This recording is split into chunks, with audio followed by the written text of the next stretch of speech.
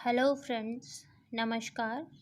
मैं आप सभी का अपने चैनल लर्न विद खिम्मी ठाकुर में स्वागत करती हूँ।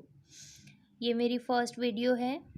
आप इस चैनल पर मेरे साथ एनसीईआरटी बेसिस स्टडी करेंगे। तो आज से जो हम शुरू करेंगे प्राचीन भारत से शुरू करेंगे हम। तो प्राचीन भारत में जो पहला टॉपिक रहेगा हमारा ऐतिहासिक स्रोत। ओके, चलिए शुरू करते हैं। प्राचीन ऐतिहासिक स्रोतों में हमारे जो प्राचीन इतिहास के स्रोत क्या हैं। मेनली हमारे पास 3 स्रोत है इतिहास को जानने के लिए: साहित्यिक साक्ष्य, विदेशी यात्रा विवरण और पुरातात्विक साक्ष्य। साहित्यिक साक्ष्य में क्या आएगा? साहित्यिक साक्ष्य में हमारे आते हैं जो धार्मिक साहित्य और लौकिक साहित्य होता है। और विदेशी यात्रा विवरण में आएगा हमारा विदेशियों द्वारा जो विवरण किया गया है अपनी रचनाओं में। और पुरातात्विक साक्ष्य में आएंगे अभिलेख, मुद्राएं इत्यादि। चलिए आगे देखते हैं। साहित्यिक साक्ष्य में जो हमने एग्ज़ाम पॉइंट ऑफ व्यू से हम देखेंगे, सिर्फ धार्मिक साहित्य देखेंगे हम। और उसमें आते हैं वेद, पुराण, उपनिषद, रामायण, महाभारत। वेद कितने हैं हमारे? वेद 4 है। कौन कौन से हैं? ऋग्वेद, यजुर्वेद, सामवेद, अथर्ववेद। इन चारों वेदों के उपवेद है आयुर्वेद, धनुर्वेद और गंधर्ववेद। अथर्ववेद का है शिल्पवेद।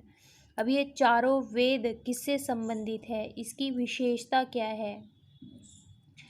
ऋग्वेद चिकित्सा शास्त्र से रिलेटेड है, यजुर्वेद युद्ध कला से संबंधित है, सामवेद कला व संगीत से संबंधित है और अथर्ववेद जो है भवन निर्माण कला से संबंधित है।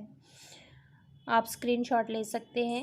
यहाँ से प्रीवियस ईयर HP टेट में बना हुआ है क्वेश्चन, तो आप स्क्रीनशॉट ले सकते हैं या फिर नोट डाउन कर सकते हैं। वेदांग, हमारे वेदांग कितने हैं? 6 वेदांग हैं। कौन कौन से हैं? शिक्षा, कल्प, व्याकरण, निरुक्त, छंद और ज्योतिष। वेदांग क्या है? वेदांगों की वेदांगों की रचना क्यों की गई है? तो वेदांगों का रचना जो है वेदों का अर्थ समझने और उचित उच्चारण, सही उच्चारण के लिए वेदांगों की रचना की गई है। कौन कौन से हैं? शिक्षा, कल्प, व्याकरण, निरुक्त, छंद और ज्योतिष। शिक्षा जो वैदिक शब्दों के शुद्ध उच्चारण के लिए इसका निर्माण किया गया है। और कल्प में जो वैदिक कर्मकांड है उनको संपन्न करने हेतु विधि और नियम दिए गए हैं। व्याकरण में धातुओं की रचना, उपसर्ग, प्रत्यय, इनके प्रयोग बताए गए हैं, इनके प्रयोग के नियम बताए गए हैं। और निरुक्त जो है शब्दों की व्युत्पत्ति हेतु इसमें नियम दिए गए हैं। छंद जैसे हमारे पास गायत्री, त्रिशपुट, जगती, बृहति, इनका प्रयोग किया गया है। और ज्योतिष शास्त्र के जो प्रसिद्ध आचार्य हैं वो है लब्ध मुनि। ओके, उसके बाद पुराण। हमारे पुराण कितने हैं? 18 पुराण हैं। यहाँ से भी HP टेट में प्रीवियस ईयर में क्वेश्चन बना हुआ है कि पुराणों की संख्या कितनी है? तो कितनी है? 18 है। और जो पुराणों के रचयिता है वो भी वेदव्यास जी हैं।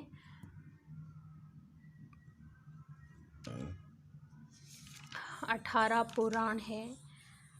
पुराणों में क्या है? इन 18 पुराणों में जो है वो अलग अलग देवी देवताओं को केंद्र मानकर इसमें पाप, पुण्य, धर्म, अधर्म, कर्म और अकर्म की गाथाएं कही गई है।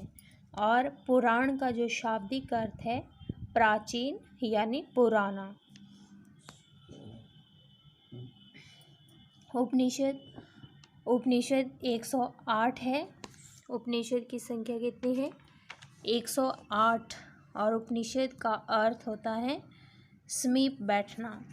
लिख लेना ये, उपनिषद अर्थात समीप बैठना, यानी गुरु के समीप बैठना। वैदिक काल में, प्राचीन समय में गुरुकुल में शिक्षा होती थी, तो जो होता था शिक्षार्थी, वो गुरु के समीप बैठकर ज्ञान अर्जित करता था। इसलिए उपनिषद मतलब गुरु के समीप बैठना।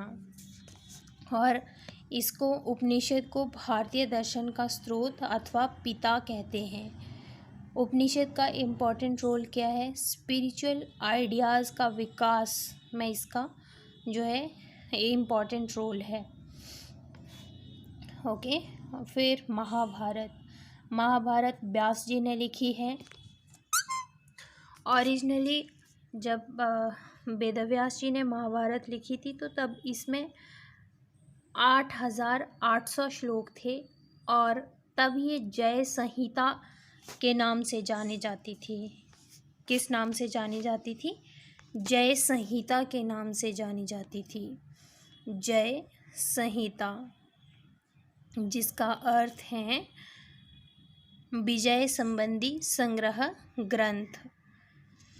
और अभी जो है वर्तमान में इसके श्लोकों की संख्या बढ़ के 1 लाख से भी अधिक हो गई है, और ये एक महाकाव्य बन गया है, जो कि महाभारत के नाम से जाना जाता है। और इसका दूसरा जो नाम है शतसहस्त्री संहिता। क्या नाम है? शतसहस्त्री संहिता या महाभारत। फिर रामायण वाल्मीकि जी ने लिखी है, और ये ओरिजिनली जब लिखी गई थी तो 6000 श्लोक थे इसमें, और अभी जो है वर्तमान में इसके श्लोकों की संख्या 24,000 हो गई है। कौटिल्य ने अर्थशास्त्र ग्रंथ लिखा है। पाणिनि ने व्याकरण ग्रंथ अष्टाध्यायी लिखा है। जो कौटिल्य का अर्थशास्त्र है, ये उस समय के हमारे अर्थव्यवस्था और राजनीतिक तंत्र को समझने के लिए एक महत्वपूर्ण स्रोत है। और जो पाणिनि का व्याकरण ग्रंथ अष्टाध्यायी है, ये भी इतिहास के स्रोत, एक महत्वपूर्ण स्रोत है प्राचीन इतिहास का। ओके, तो चलिए आगे देखते हैं। आगे देखेंगे हम विदेशी यात्रा विवरण। विदेशी यात्रा विवरण में यूनानी रोमन लेखक आए हैं, चीनी यात्री आए हैं, और अरबी लेखक आए हैं।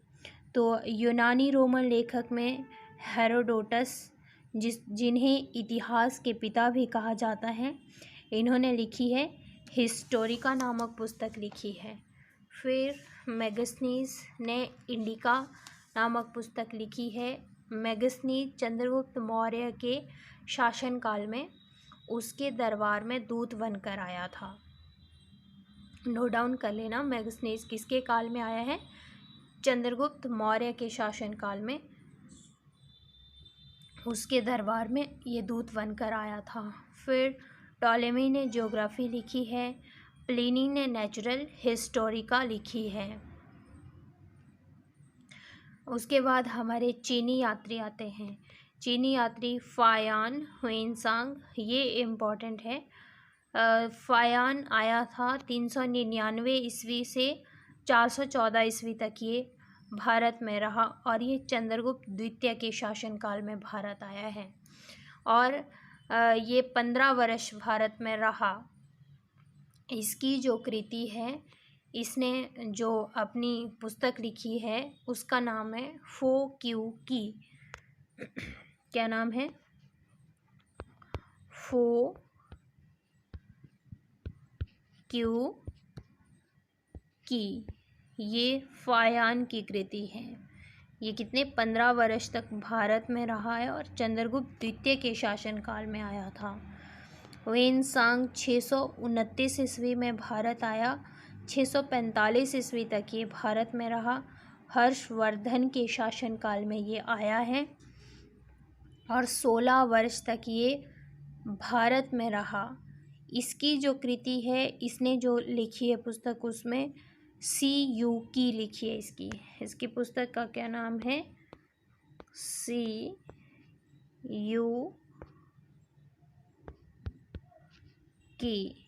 ये वेनसांग की रचना है। उसके बाद इत्सिंग 671 में आया था और 693 तक यहाँ पे रहा। चाओ जुक्वा 1225 से 1254 ईस्वी और शुंग युन 512 13 ईस्वी में भारत आया था।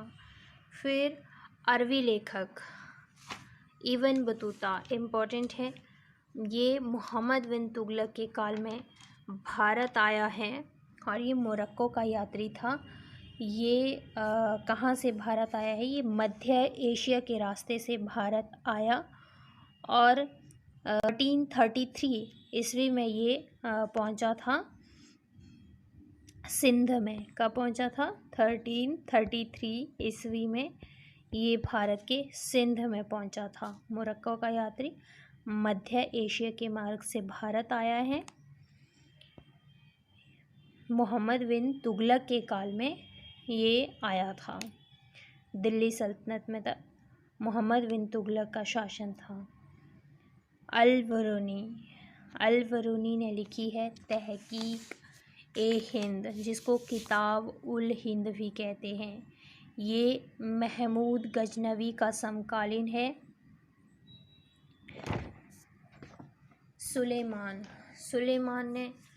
सुलेमान 9th सेंचुरी में आया था। ये भी अरबी लेखक है। इसने पाल और प्रतिहार शासकों के बारे में वर्णन किया है। पाल और प्रतिहार हमारे उत्तर भारत के राजवंश थे।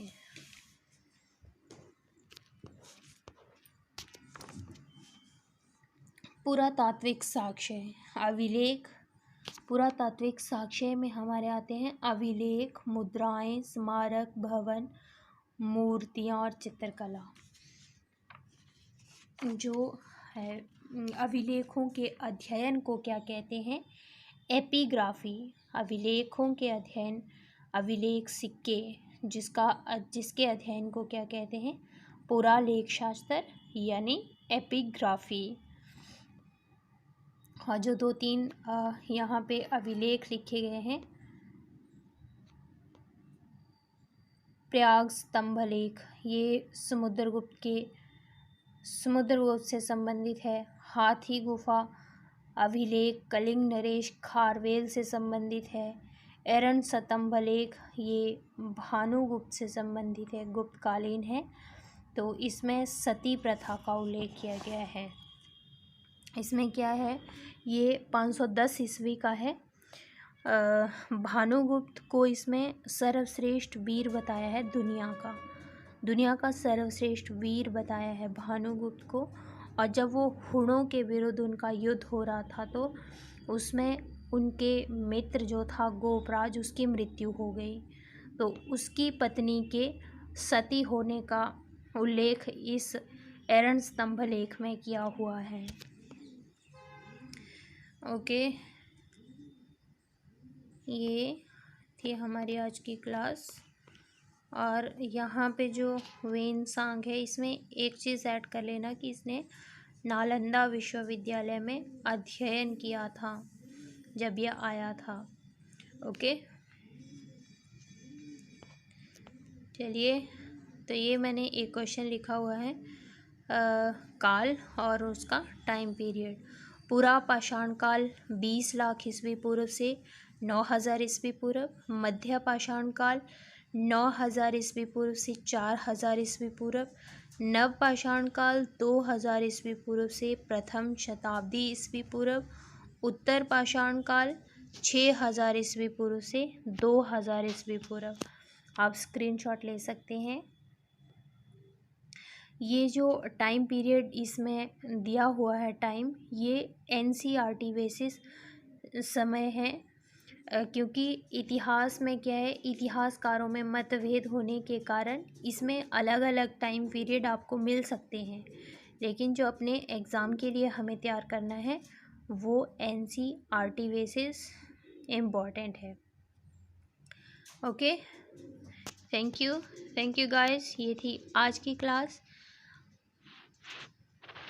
सो क्लास को लाइक करना, शेयर करना और मेरे चैनल को सब्सक्राइब करना।